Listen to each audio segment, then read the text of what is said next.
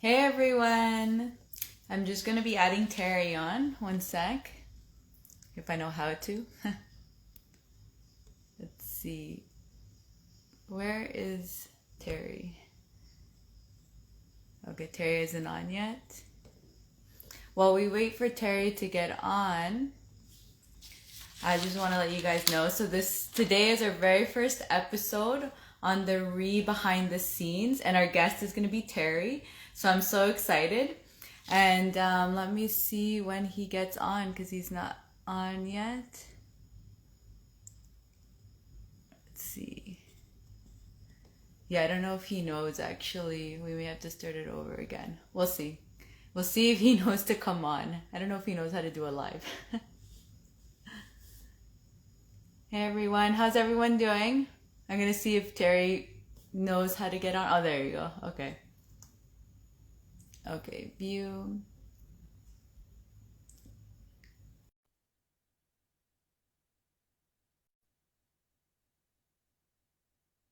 Terry should be coming on. Yep. Hey Morning. Terry, how are you? I'm doing well. So, thanks for coming on and sharing your experience with so this is your very first flip, which is really exciting to hear your point of view. So do you want to start off with telling us a little bit about yourself? We spoke a little earlier, but good morning to everyone else who's tuning in. My name is Terry. I'm a real estate investor out of Mississauga, Ontario. And today I'm going to be talking about my very first investment deal and very first flip. That's awesome. And then just to give the guys, everyone a little bit more, how much, because you come with a little bit of renovation experience, right? So you're not coming from full blank nothing, right? So how much experience do you have in renovations? Yeah, so I do have a little bit of construction background.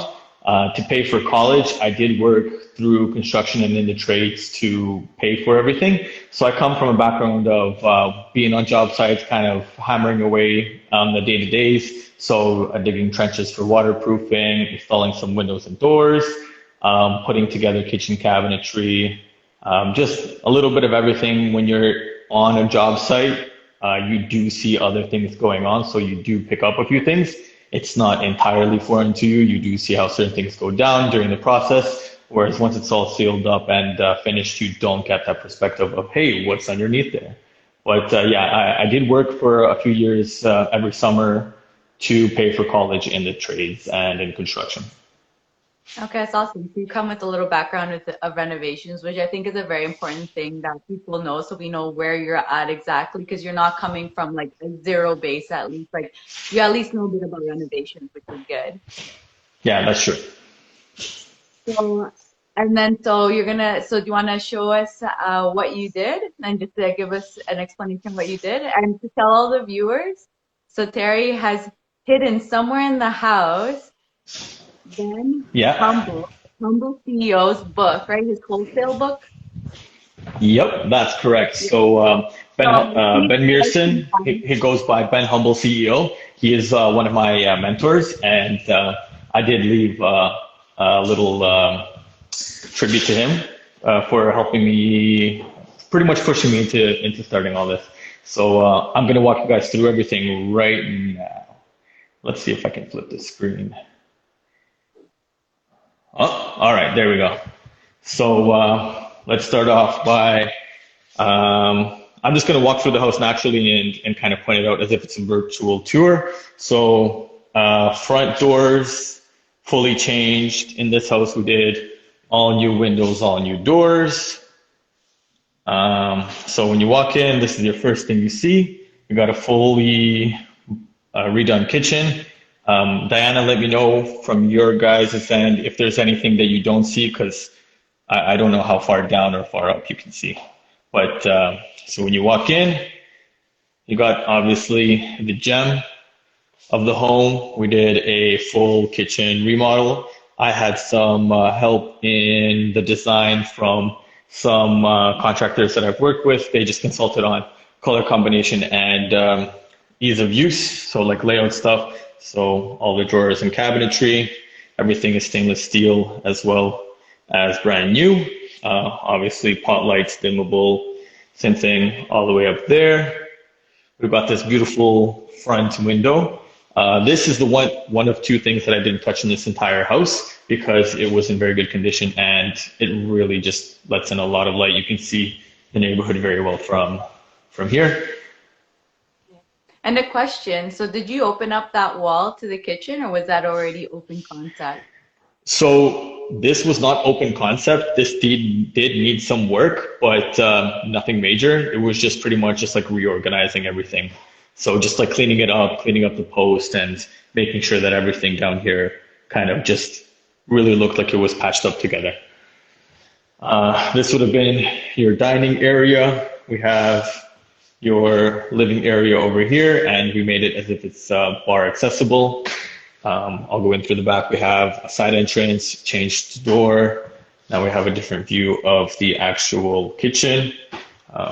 Just lots of pantry space all the way over here. Moving on, this is a back split semi-detached. So we've got a couple of stairs going down and a couple of stairs going upwards. I'll start by going up. We resurfaced all the stairs and painted so that everything matches the new flooring. All the floors are laminate and double lock German, so they just have high resilience and they're really strong. Not the easiest to put in, but definitely consult with your installers about that before buying. That is an issue that I ran into. They're not, just because it's the best price doesn't mean it's the best value for what you're getting. It did take us quite a few days to learn to put these floors in. This is your second bedroom, so we've got two bedrooms upstairs overlooking the backyard, as well as new hardware for all the doors, all new doors, all new light fixtures, and a hardwired 3-in-1 smoke, fire, carbon monoxide, and alarms with strobe. So we have here a all new bathroom. I'm just gonna go in here. We've got some rustic feeling vanities, large mirror to capture all the light. Everything is LED. This entire house has been converted to an LED high energy efficiency system. So I believe the only light bulb that is still remaining to be a bulb and not an LED light fixture is the one in the crawl space. Moving on, we've got our handrails also stained to match the floors. We've got this lower level bedrooms, so you kind of feel like you're midway down into the ground.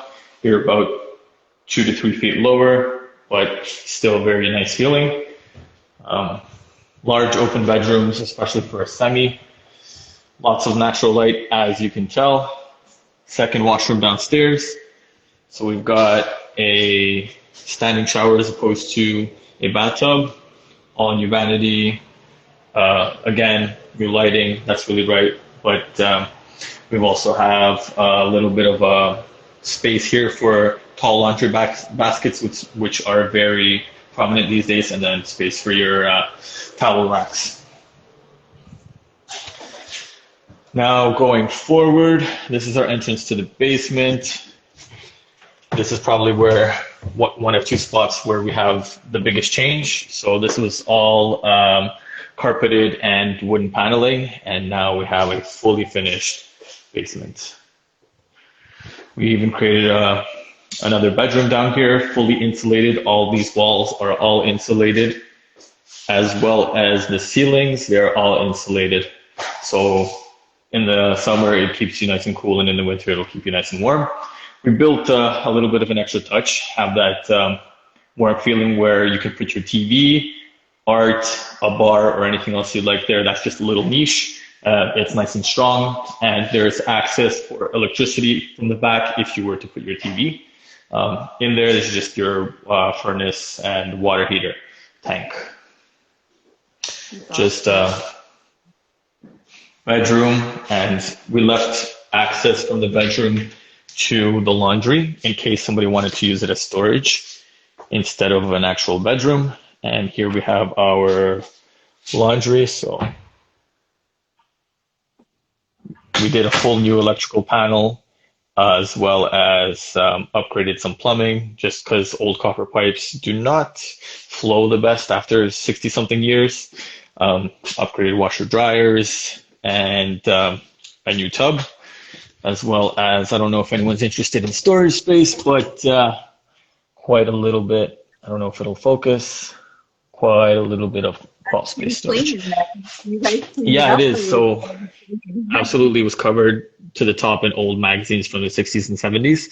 What I also like to do is I know as a homeowner how hard it is to find and match things. So I do have some of the laminate left over as well as each paint for every kind of room that we did. So that in the event there's a scratch or a touch up or a bumper car situation, the next owners can actually fix it up instead of panicking about how to get it done. That's awesome that you even thought about it's the person who's going to buy it. Because it's Yeah, always very so important to think of the user. coming from the construction side, I do know how difficult it is sometimes to work after someone else has completed their work. So I'm thinking of whoever's purchasing next. So that includes door handles, that includes the way the doors swing, that includes hand railings as well as dimmable pot lights, locations, and just as much as I could. Really, if your end user is happy, you're definitely going to be happy. Yeah, for sure. Yeah, you did an amazing job. It looked so beautiful. So I'm sure everyone's Thank you, thank you. curious to know how how were your numbers like? How did it go? Because today is actually your actual closing date, and if no one knows, but today is when you hand off the keys, right? Yeah, so today we're signing all final documents and we're handing over everything to the end buyer. So we listed this property on the MLS. From start to closing, so from the day of closing where we purchased to the day of today or tomorrow, I don't know what day it is, but it's about 4.5 months, 4 months, 2 weeks, about there. I didn't count the exact number of days. So for, I think my first flip, I like how long this took me. It personally, I thought we would finish earlier, but I realized how overambitious I was at the beginning of this project, which is something that you definitely need to consider because holding costs will kill you. Or hopefully not, but I mean, can really add up. Now, Diana, you said you wanted to go through the numbers, right? So let's see if I. Oh, are we still on? All right, so I can't pull the numbers in front of me, but I can run through them off the top of my head. So I picked this property up in the end of June from a wholesaler in the area that I built a relationship with, and I got it for approximately $710,000, which is including the wholesale fee.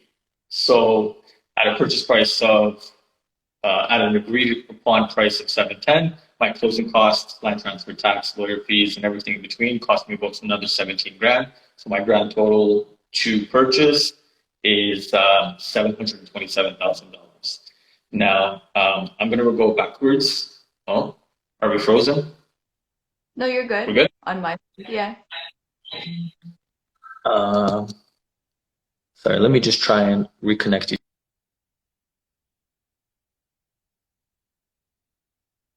Oh, I guess we are frozen. Yep, I can hear you. I'm gonna reverse engineer the numbers for myself because it's a little easier to subtract as opposed to add on for me. So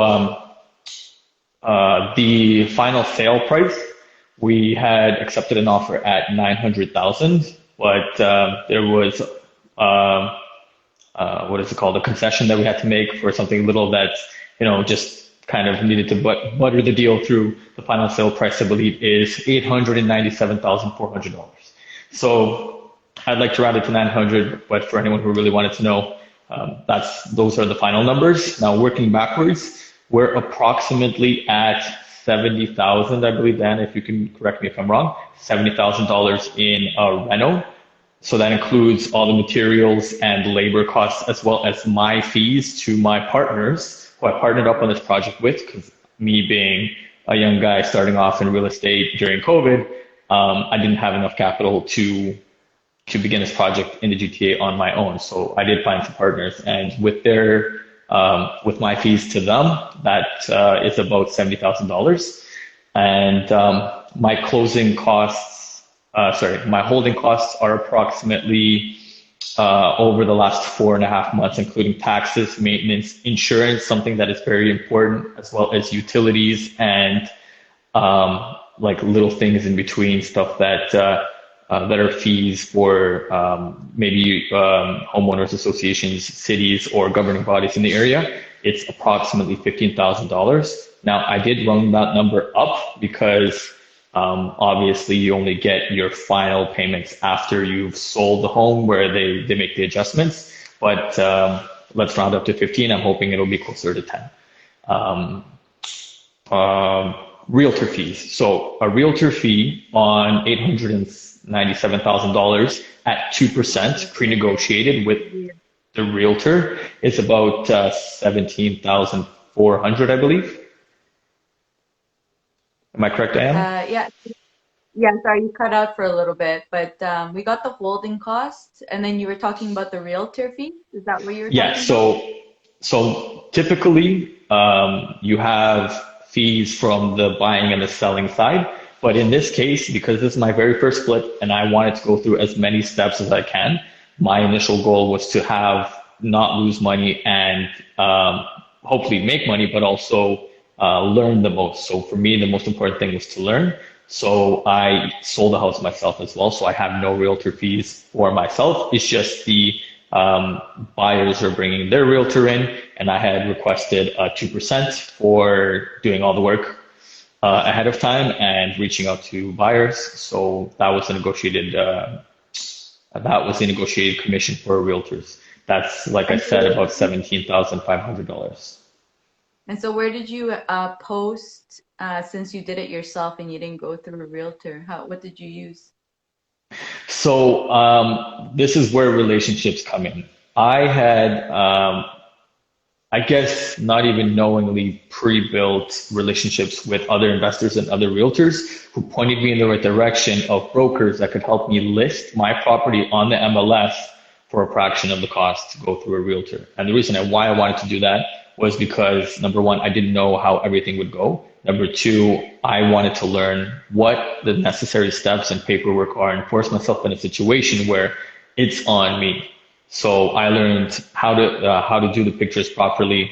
I didn't take the pictures myself, but what the entire process takes of staging and everything else. Or if you didn't want to do staging, there's virtual staging. That's a different conversation. As well as just what it takes to list your proof of documents, your actual transactions and everything. So I went to a brokerage that was investor friendly, and they helped me list at a reduction, like at a significantly reduced price. That's awesome. That's good to Yeah. know. And Yeah. then so could you go into the closing costs for once you sold the property? So holding costs, I had tallied up everything until we have now, and expecting for that difference for the end of this month as we're closing, or the middle of the month as we're closing, it's about 15 grand for holding costs. So taxes, maintenance, insurance, utilities, as well as miscellaneous fees and dues for your city or county, and anything else like that. Have I missed any kind of costs? Sorry, I said closing, the closing costs. Oh yeah, so closing costs are approximately, I think about $1,600. I don't have the final bill obviously from my lawyer yet, but it's estimated around there. I factor that into my materials and everything and the closing. So I just added those in. So to do that math calculation. But yeah, my closing costs are very little because I'm not paying land transfer tax. I'm just paying legal fees and no realtor fees. So if we do the math backwards, I believe that leaves us with 65,428, something like that. And obviously, final numbers are not in yet. I'm hoping we'll be above that number, but that would be my theoretical profit for a 6 month for a 4.5 month flip. Now, this is total profits. I do still have to split this with my partners who so so graciously took a risk on me being a novice investor and just a novice flipper. And so I will be obviously paying them back for taking that risk with me. If I do the math backwards, I believe going from barely making 2 grand a month at a corporate Fortune 500 company job to my return on time, which is something that is not always spoken about or rarely spoken about among investors or on the internet, is almost, it's about 8 grand a month if I do it like that. So I would say that I'm very happy and very excited for how this turned out for us, especially this being our very first one. So going back to what I had initially said that, hey, I would love for this to be a break-even experience or better, as well as all the learning I can get. I definitely can say that I did learn a lot, way more than anticipated, even coming from a construction background, and did, I would say, profit over the expected amount. So I know that for me and for my partners, this is a win, and we already have the next project on the go. It's under contract. They've already recommitted with me, and we already have another property under contract nearby in the same area in Mississauga. So we're happy about that. So we're rolling That's our awesome. investments into another one. Yeah, that's awesome. And I'm assuming that your investors are probably people that know your background and who you are and have that initial trust in you to actually be able to go and do an endeavor like this, right?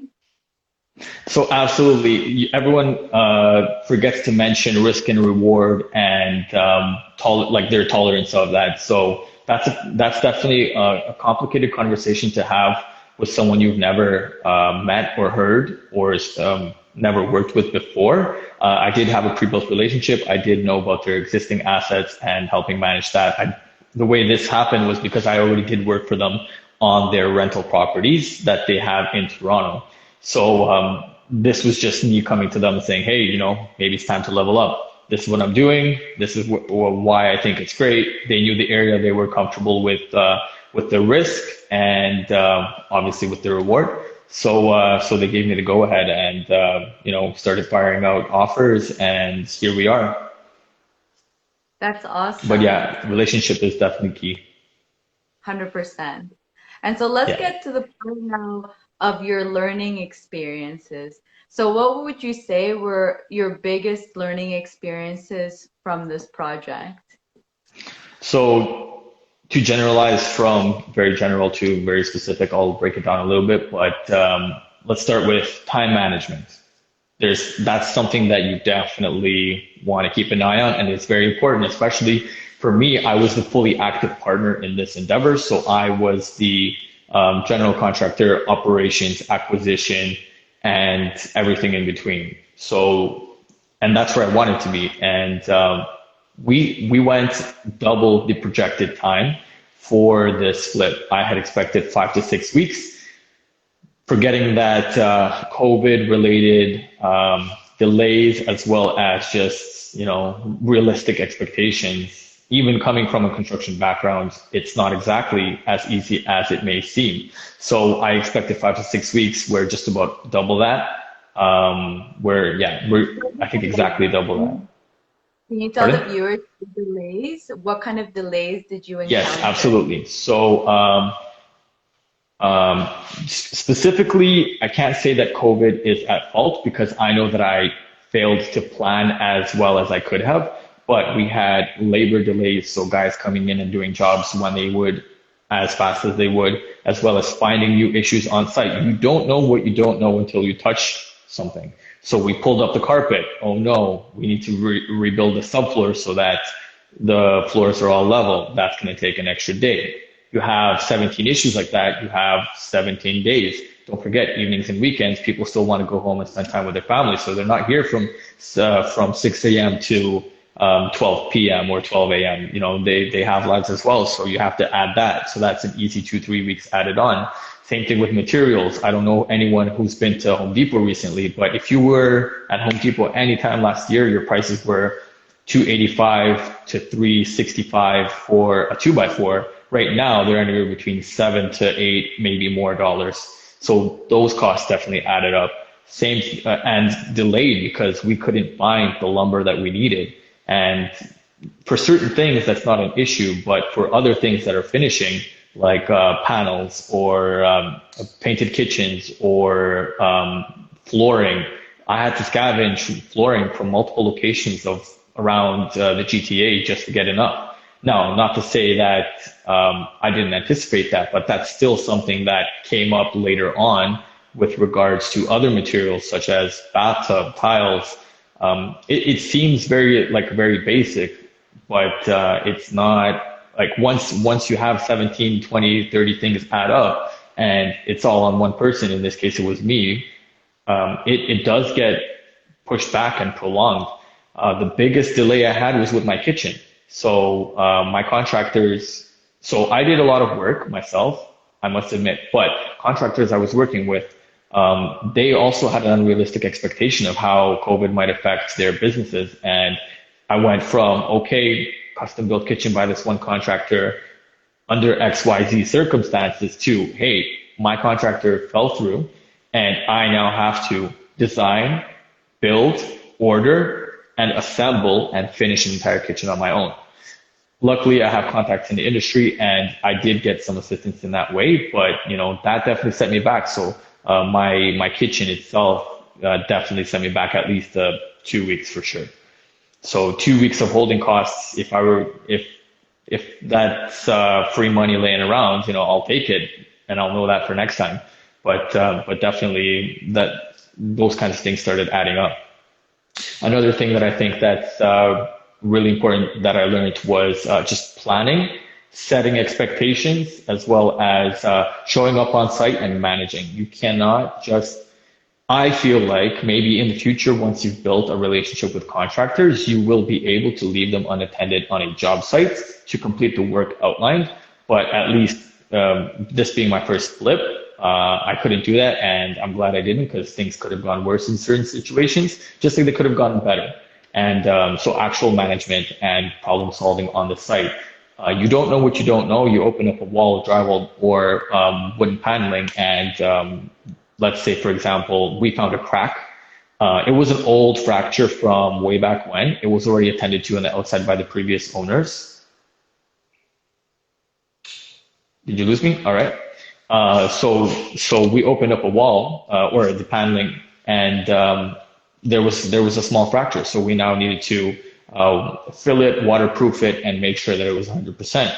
That definitely took us an extra 2 days because concrete and parging doesn't dry in a matter of seconds, and we still need to build walls on top of that. So it's little stuff like that. You just gotta come with the mentality that, hey, there are going to be problems and I'm here to solve them and we're going to get through this, because that's also going to show your level of professionalism to your investors as well as your crews that are working next to you or for you or with you. So if they see, hey, he demands a certain amount of professionalism and problem solving, I'm not just going to say, hey, Terry, that pipe is not where it should be. They're going to say, hey, Terry, before I even begin this side of the house, could you please get your plumber or whoever it is to make sure that pipe is attended to? And that way, this is not an in the moment kind of shock where I'm running from looking at making offers on the next project to coming and trying fixing that. That's not a problem I want to have. And it's definitely something that's going to drain you, especially if it happens again and again.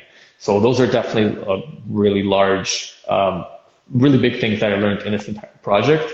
Now, there are so many specifics that I learned. So minimum requirements of piping, maximum requirements of window heights, as well as clearances for electrical outlets. Because I'm coming from a construction and management side, so I need to know that, hey, these spotlights are rated to be put in on this kind of ceiling with insulation behind there and stuff like that. So just the amount of construction, Ontario building code knowledge that I got is like double, if not triple.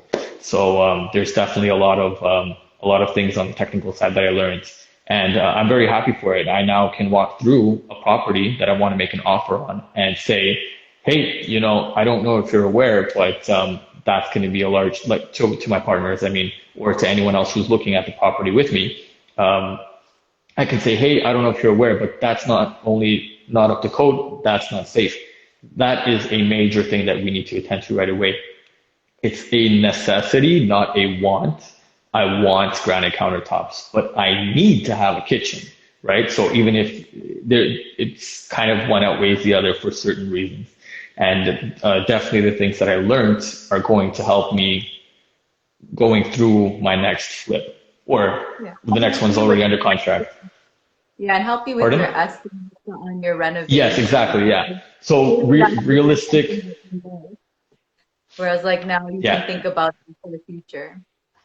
Exactly, exactly. So I feel like if you don't come from a construction background, or not, or even if you're just a beginner to this, trust your professionals. That's what I did. The first thing before taking on this project was for a couple of months ahead of time, I had reached out to my mortgage brokers, to my real estate brokers, to my contractors, as well as my lawyers and accountants, and I put together a power team who I can rely on information as well as professionalism, and who have done this before me. So I'm not doing this blind. Yes, I come with a little bit of experience, but nowhere near what it would take to wrap this all up. So definitely build people who you can trust, and people that you can leverage into your system.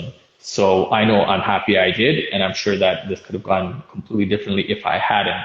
So, when my contractor for the kitchen, doesn't work out for me, and I'm already starting the project waiting for him to come in, like, hey, where's my kitchen? He goes, oh, yeah, I don't have it.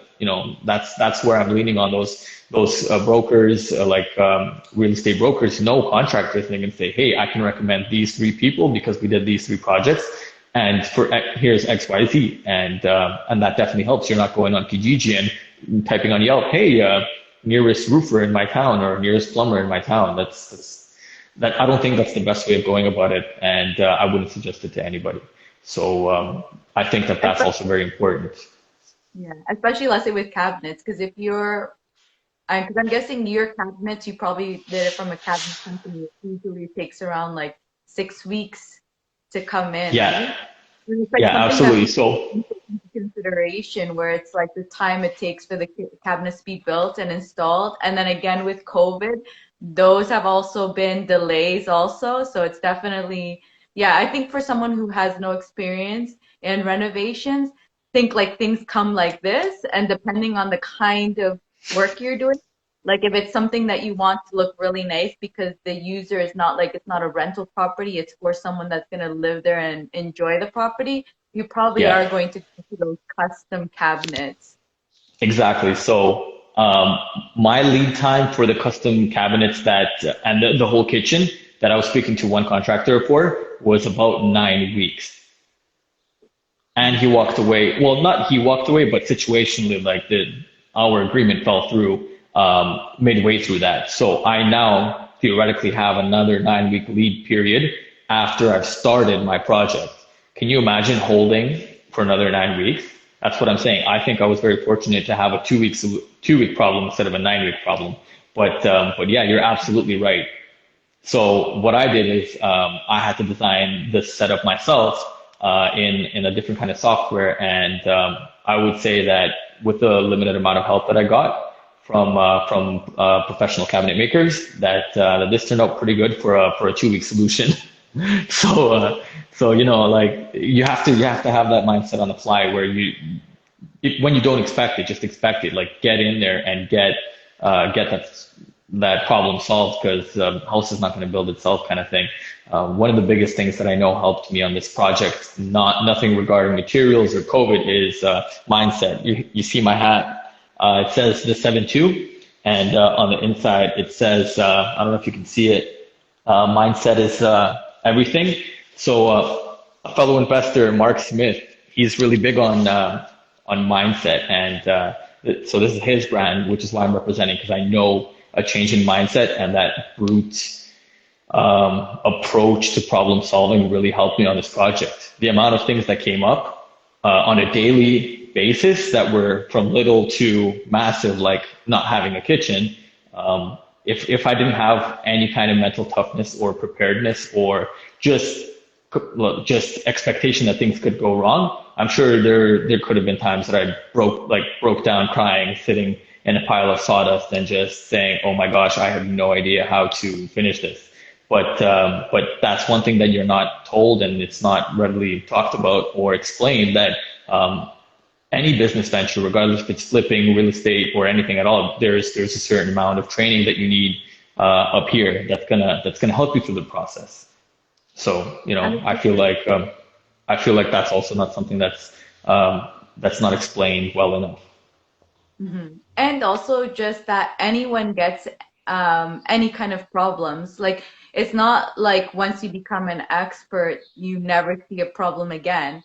Like doesn't matter. You're always going to be coming on with problems, and you definitely have to have that problem solving mindset if you're going to be an entrepreneur of any kind.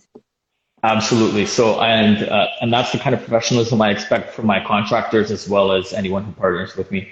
And I try and make that clear from the get-go. Yes, we all come from different backgrounds of experience and industries and all that, but you're absolutely right. That's it's a key part. I know that's how I approached my partners, as well as that's how I'm pretty sure that's how they saw me. They saw that, hey, this guy's going to do it, period. There's no questions asked. He's going to swing hammers himself if he needs to, which I did. He's going to come here. Actually, we had a condition in the offer to purchase and sale agreement where we didn't know because it's not something that easily comes up. Although I did think that I thought through everything, there was a small issue with a drain pipe being blocked by the new washing machines, and 60 something years of hair and other stuff just blocked it up. So when the washing machine pumped up very strong water into the drain, it came up in the sink. Oh, Like wow. that could have been a problem for the end user, and like potentially even ruining the deal, but absolutely not. So as soon as I found out, even before the buyer had a chance to say, "Hey Terry, by the way, could you please?" That same day that I found out, I had a piece of pipe and I had a plumber on site within about an hour. It was retrofitted and adapted to a newer system, and everything goes down. Everything's good. The condition doesn't even have to be put into the offer, purchase, and sale, like mitigated already. And I feel like that's the kind of thing that my investors expected and my partners expected of me, and that's where I intend to deliver. And so what about, for example, your learning experiences with communication? How do Absolutely, you communication is undescribable. So you can factor that into planning, but communicate with your partners and investors and contractors. Communicating with contractors, I would say, is not as simple as you think, but it's easy because you have the final say as the client, and you're the one making out their checks, and they're responsible based on contracts. So that is very clear cut. Put it in a box, move on. Um, Partners. I had run into an issue with my partners on multiple problems that they just weren't experienced in solving, and they couldn't solve, and they didn't know how, and we had a difference in opinion. Now, in the end, we worked it out, and it turned out way better than they could grasp. But communication with my partners, if I had communicated a little bit better with them, saying, "Hey, these are problems we could run into. This is how I'm going to solve them, and this is how long it's going to take me, and this is the dollar value of it." It could have been better, but at the same time, it could have been worse if I didn't tell them or didn't pick up the phone when they're calling me, walking through the property without me, just checking up on the site because they were in the area, and go like, "Oh my God, Terry, the ceiling looks like it's about to fall," or "Oh my God, Terry, there's no stairs," or "Oh my God, Terry, like there's no kitchen." So communication, being on the same page with your partners and investors and contractors is very, very key. It could pretty much, I would say, make or break the entire project before you're even started. So if you don't have clear written expectations with specific ways to solve problems, you could not only could you burn a relationship in with an investor or a partner, but in an entire community, as well as burn the project itself. in the sense that it's going to be a flunk, you're going to be negative, as opposed to, you're doing this for profit, for a positive. So the amount of communication that you have with your partners, whether they do come as professionals or novices, is very important. I can't stress that enough. I know that for sure. We had, I couldn't say serious disputes, but differences in opinion on solving a problem, and them coming from a retail side of things, because they are not construction oriented, so to speak. They have thoughts on the same issues from a completely different way. They have the HGTV kind of thing. Oh, we'll just move a wall, or you can just put the drain over there. I'm like, yeah, that's another, 5-10 grand to dig a hole under the foundation and move a drain. I don't know why you would even mention that. Let me take care of it. And if I think I could have communicated better how I would have done that, but at the same time, I'm glad that that it happened the way it did, because I realized how communication definitely could have improved this entire process. 100%. And probably setting some boundaries or kind of rules to say, so Yeah, that no one's like stepping on their toes and things like that. Like, absolutely. what kind of rules and boundaries do you think you're going to impose for your next project? So obviously different, everyone has their own unique abilities and strengths and preferences. So I'm going to make it explicitly clear that I'm the active partner, and as much as I will consider your input on a solution, or the way a layout should happen, or the color of the countertop, or whatever it is, there's a certain amount of concessions that I can make before I say, hey, listen, if we do this amount of changes, this project is no longer mine, and that doesn't allow me to bring you the returns you're looking for without the amount of input that I can give. So I'm going to be very clear on my expectations of what they're bringing to the table, very clearly outline what I'm bringing to the table, as I couldn't say an expert, but say have more expertise than them in the specific subject, as well as coming to them with solutions, not problems, and laying out the course of action of when we come across an issue or something that could pose a problem, how we're going to address it. So, hey, if you see something that is between this and this, that's the category 5. Let me know, give me a call, urgency. Or if it's a, hey, level 10, Terry, like your contractor is cutting a doorway in the wrong part of the house, give me a call immediately, kind of thing. And just kind of standard operating procedures and expectations, just setting it from the beginning. So does that mean your investors were a little bit more involved than just money investors? Were they also helping with like just making sure the workers were getting their work done, I guess, when you weren't able to? So they were not 100% passive. That's correct, but they did not manage crews. They just they had the freedom to come by the project and just have a look. And obviously, this being my very first flip, I was open to any kind of suggestions, because there's more than one perspective of any single problem. So I for sure they did have input into the final product. It's just their they did not have full decision making. It was more of a, I give them options and reasons behind those options, and solidifying a specific decision for whatever reason. Like, so it's pretty much the way I feel I walk up to any of these problems is I outline a problem and provide 3 solutions at least, and with potential where, like, worst case scenario, I have something completely wrong, I have professionals to fall back on.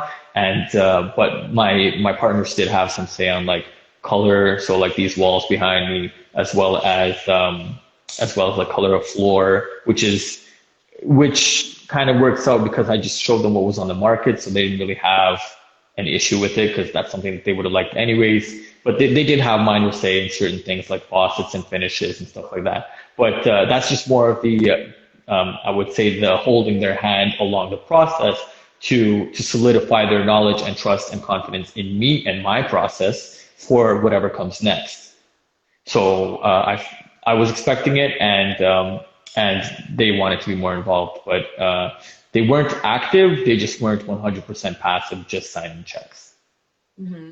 And I think that's a very good approach, or a good tip for the viewers, is that when a problem comes up, don't really probably tell until you have that solution, or a couple of solutions options for them. Because I feel like if you're just gonna come with just the problem, it will probably bring more stress on both sides than if you come with the problem and options for possible solutions. So I think that's a really Exactly. good.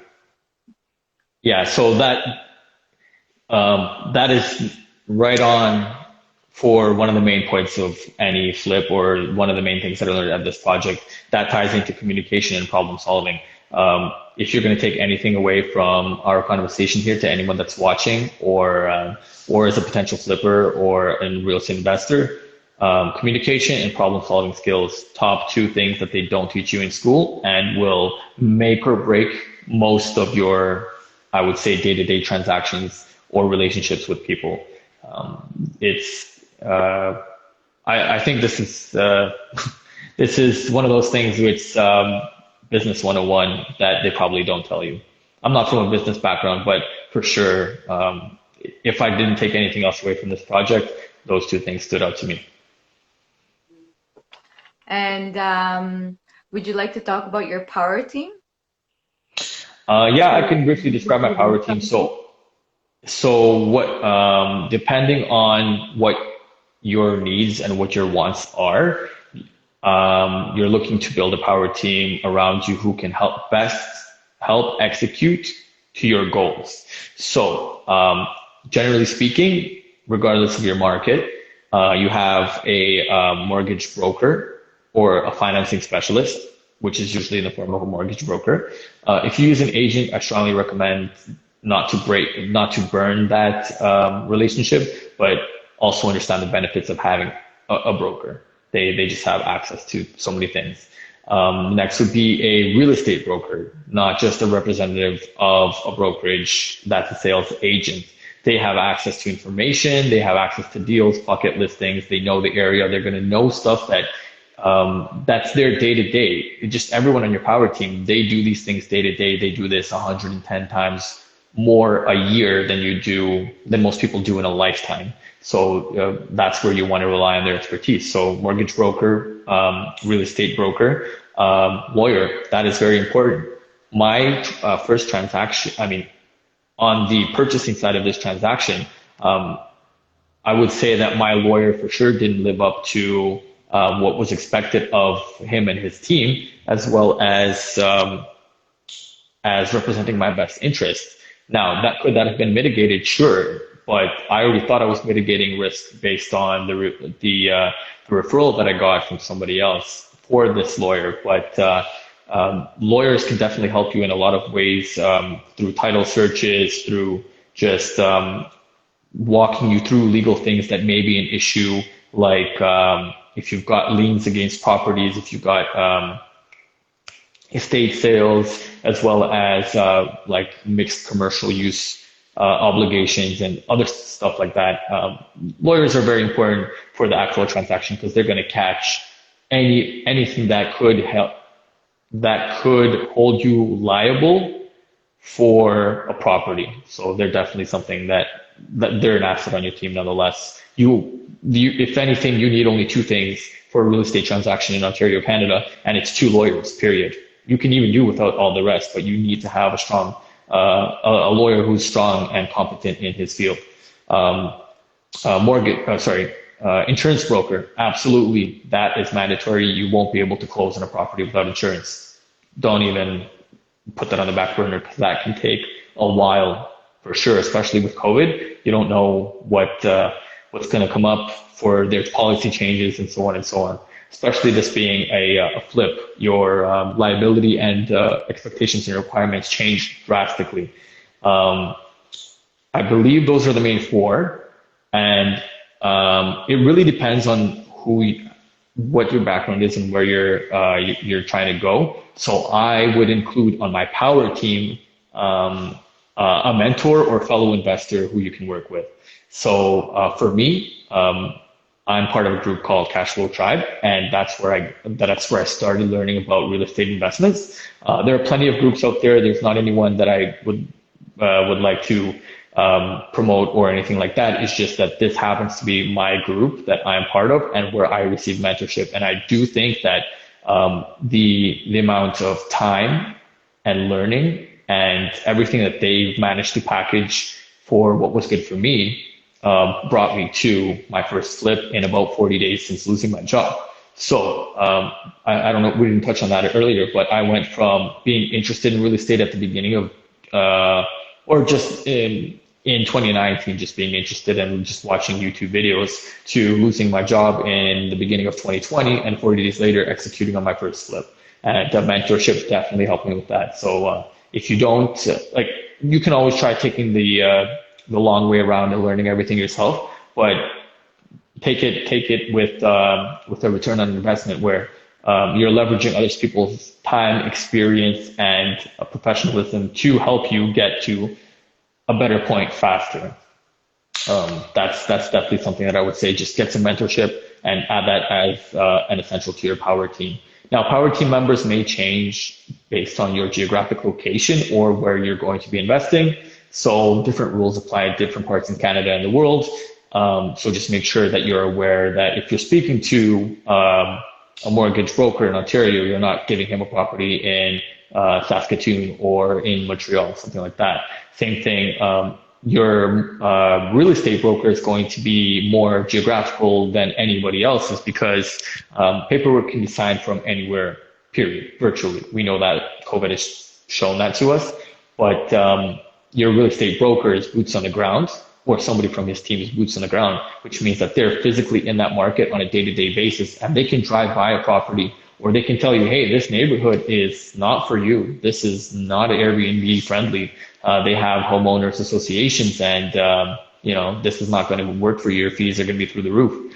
Just like they're going to say, hey, 2 seconds, they're going to say, that's a great neighborhood. Purchase price is what? Whether it's for your strategy or not, that is definitely something you should be looking into ASAP. And they're somebody you're communicating with, if not daily, then weekly or monthly for sure. I know I check in with my real estate brokers and realtors that I work with almost on a daily basis, not to bother them, but just going through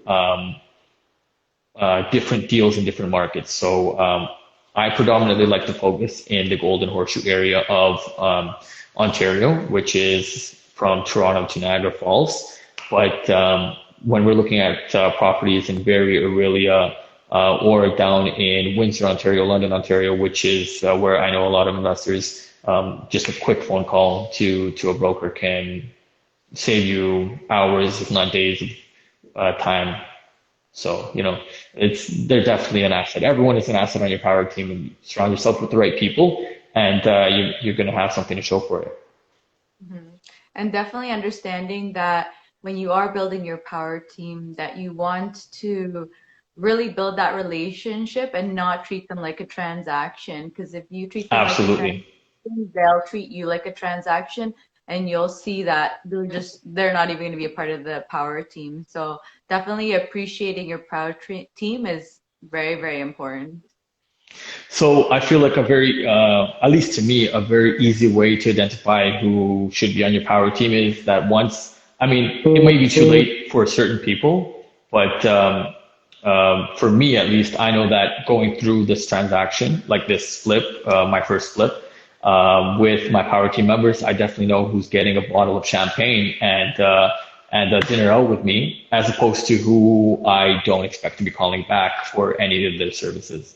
So that's definitely one way that's like an internal litmus test, so to speak, for my power team members. And even till now, just throughout this flip, I've lost a couple of power team members and replaced them with hopefully better team members who fit my needs. I mean, I'm sure they're great people, and I do know that you get great reviews and results and references and stuff like that. But you got to find what works for you. So I think like you're saying, it's not, don't be transactional, be relationship oriented, because like I said, I can pick up my phone and call my mortgage broker at 11 p.m. and he's going to pick up not because not because he feels obligated to, but because we have a pre-built relationship, and he knows I'm not calling him at 11 p.m. because I want to ask if he's watching the game. He knows that it's, hey Terry, what did I miss, or what do we need signed, or how quick do you need this? Like I have that pre-built relationship with, and it works for the both of us, so it's very important.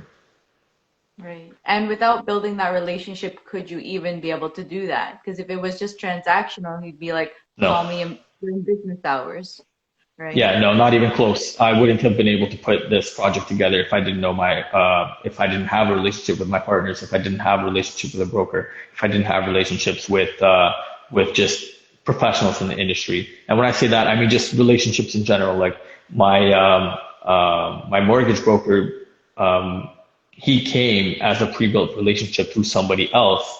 And even that, leveraging your relationships to help build more relationships. I feel like it's not something that you can put a dollar figure on, but it's definitely undervalued for sure. 100%. So to give I guess, the last comment, so what do you have for the viewers, for the new flippers? What do you feel is like, what are your last, I guess, what do you want to tell new flippers? Either what you've learned or just what you want them to know about what Yeah, happened. absolutely. So definitely get into contact with someone who's done it before you. 100%, don't hesitate. And most of the time, people are open enough to guide you through it because they know where they came from. So don't be a lone wolf. Don't sacrifice. Don't risk that. Get in contact with somebody. Number two, communication, communication, communication, communication. Like I said, I won't beat a dead horse. Communicate, learn, get a spreadsheet, do something. Just communicate. Over communication is not a good thing, but it's better than not having any at all. Same thing with your relationships, for sure. Relationships that helped me in this entire project every single time, and mindset, the mental preparedness and resilience for taking on a project. If you have any hesitation, and I don't mean you don't like the numbers, you don't like where your profits are going, but you have any hesitation as to your capacity to execute, don't even start. Don't risk it. Not your money, not anybody's money, not the bank's money, not your partner's money, and that's just on the money sense. Don't ruin your reputation. Don't. Like there will always be deals to be had, and there's always going to be business in the future. But you gotta have that mindset where you're going to power through it. Like I said, I can think of 3, 4 very specific times where I'm sitting in the attic, covered in insulation, trying to fish out a problem that was found, and I'm wearing a respirator at 45 degrees in an attic in the middle of summer, thinking, holy shit. And I know that if I didn't have some sort of mental preparedness or like a proper mindset or that resilience that can be learned, absolutely, I'm sure I would have broken down and just walked off the job site. I can think of 3 very specific times. Absolutely. So, Do you want to for, share those as your final comments? pardon? Do you want to share those 3 times as your final No, comments? No? no, no, no, no. You traumatizing, you don't even want to go back there? No, because people like HGTV shows you, oh wow, take a look at our kitchen. Oh wow, take a look at our layout. They don't tell you that your electrical permits didn't come in 3 months, and you're done. You're done everything. You're ready to sell, and your permits haven't come in. Like for like one specific thing, like I had to change the electrical panel. It's a half a day job for my guys. Permits didn't come in. My investors are knocking on the door saying, "Hey Terry, we don't see an upgraded panel. How are you going to sell this place?" Yeah, it's definitely, and you get pressure from all sides. Electricians, city permits, just all at once. So yeah, make sure you have those basics cleared up, and you're definitely on the right process, on the right lane to getting somewhere. Just hit your basics, hit your bases before diving into the deep end without anything. 100%. So thank you Yeah. so much, Terry. It's really awesome to hear you talk about your very first flip. And it's awesome to hear that, you know, you went through it, you finished it, you're able to complete it and successfully with a profit, which is amazing for your first flip, and that you already have your next one ready to go in like about a month or so. So maybe in the Yeah, that's future, right. we'll be hearing about your next one too. Absolutely. I would love to share what the next project is because I feel like it's definitely an upgrade from where this one is, and I just plan on going from there. So I'd love to invite more people just to even for entertainment purposes to see my journey because I know that there's not enough Canadian content out there. So for anyone who wants to maybe start this themselves or just have something to go on or maybe something to share to their potential partners, or if anyone who wants to reach out to you or I and just ask us any questions, I'm open to sharing because I know that's not something that I had when I was starting. So I'd love to be that change.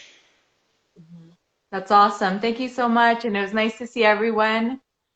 It was All awesome right, to thanks, see. Diana. Have a great day, everybody.